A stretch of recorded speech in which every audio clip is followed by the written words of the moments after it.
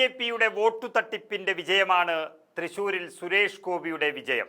അതുപ്രകാരം ഈ രാജ്യത്തിന്റെ പല ഭാഗത്തു നിന്നും ആളുകളെ കൊണ്ടുവന്ന് തൃശൂരിൽ താമസിപ്പിച്ചാണ് സുരേഷ് ഗോപി ജയിച്ചതെന്ന് ബി നേതാവ് തന്നെ വെളിപ്പെടുത്തിയിരിക്കുന്നു. അതായത് സുരേഷ് ഗോപിയെ വിജയിപ്പിക്കാനായി തൃശൂർ ലോക്സഭാ മണ്ഡലത്തിന് പുറത്തുള്ളവരുടെ വോട്ട് ചേർത്തതായി സമ്മതിച്ചിരിക്കുകയാണ് ബി സംസ്ഥാന ഉപാധ്യക്ഷൻ ബി ഗോപാലകൃഷ്ണൻ. ഒരു വർഷം മുൻപ് അത്തരത്തിൽ ആളുകളെ പുറത്തുനിന്ന് കൊണ്ടുവന്ന് വോട്ടു ചേർക്കുന്നതിൽ എന്താണ് തെറ്റെന്നാണ് അദ്ദേഹം ചോദിക്കുന്നത്. ഒരു ജനാധിപത്യ രാജ്യത്ത് പ്രവർത്തിക്കുന്ന ഒരാൾ ആ ജനാധിപത്യ സംവിധാനത്തെ കളിയാക്കുകയാണ്. വോട്ടു തട്ടിപ്പിന്റെ ഏറ്റവും വലിയ ഉപജ്ഞാതാവായി അങ്ങനെ സുരേഷ് ഗോപി തന്നെ മാറിയിരിക്കുന്നു.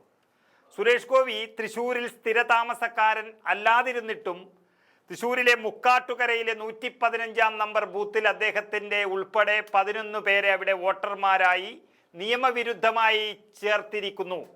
അതിൽ നടപടി ആവശ്യപ്പെട്ടുകൊണ്ട് KPCCയുടെ രാഷ്ട്രീയകാര്യ സമിതി അംഗം മുൻ MP കൂടിയായ TN പ്രതാപനാണ് പോലീസിൽ പരാതി നൽകിയിരിക്കുന്നത്. അങ്ങനെ ഒരു പരാതി നൽകാനുള്ള കാരണത്തിലേക്ക് ഒരു MP അല്ലെങ്കിൽ കേരളത്തിൽ അറിയപ്പെടുന്ന ഒരാൾ മാറിയിരിക്കുന്നു എന്ന് പറഞ്ഞാൽ BJP അവലംബിച്ചു വരുന്ന ഈ വോട്ടു തട്ടിപ്പിന് പരസ്യമായി കൂട്ടുനിൽക്കുകയാണ് സുരേഷ് ഗോപി. നമുക്കറിയാം, തിരുവനന്തപുരത്ത് സ്ഥിര താമസക്കാരനായ സുരേഷ് ഗോപി വ്യാജ പ്രസ്താവന ഉൾപ്പെടെ ബോധിപ്പിച്ചുകൊണ്ട് ഇലക്ഷൻ കമ്മീഷനെ തെറ്റിദ്ധരിപ്പിച്ചുകൊണ്ട് നിയമവിരുദ്ധമായ മാർഗത്തിലൂടെയാണ് തൃശ്ശൂർ നിയമസഭാ മണ്ഡലത്തിലെ 115 നമ്പർ ബൂത്തിൽ വോട്ട് ചേർത്തിരിക്കുന്നത്. ഒരു MP ആണ് അദ്ദേഹം.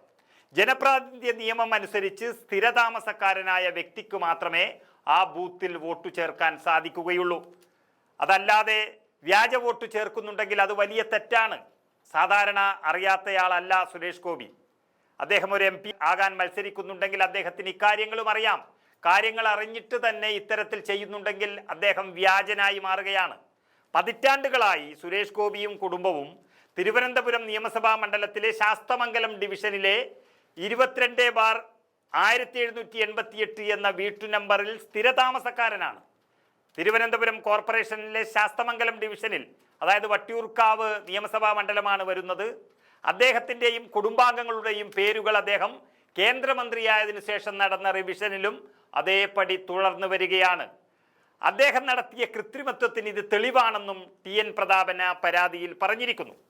സുരേഷ് ഗോപി 2024 ലോക്സഭാ തെരഞ്ഞെടുപ്പിന് തൊട്ടു മുൻപാണ് തൃശ്ശൂരിലെ 115 നമ്പർ ബൂത്തിൽ ഏറ്റവും അവസാനമായി വോട്ടു ചേർത്തത്.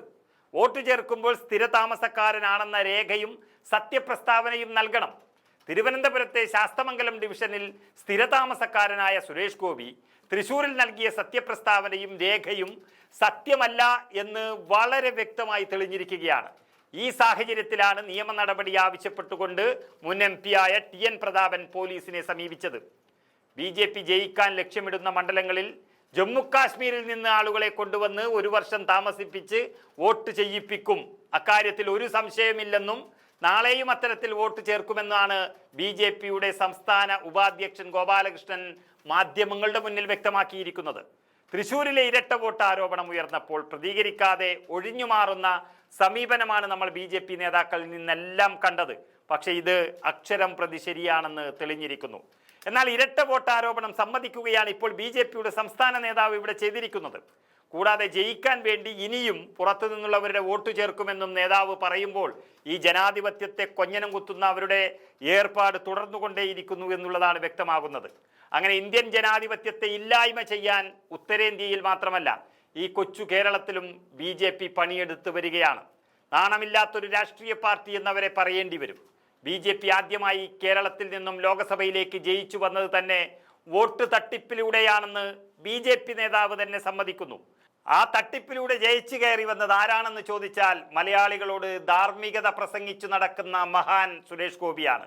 അതായത് ഉഡായിപ്പും ഉപദേശവും ഒരേ സമയം കയ്യിൽ വെച്ച് നാണം കെട്ട് നടക്കുന്ന മാന്യൻ എന്ന് സുരേഷ് ഗോപിയെക്കുറിച്ച് പറയേണ്ടി വരും.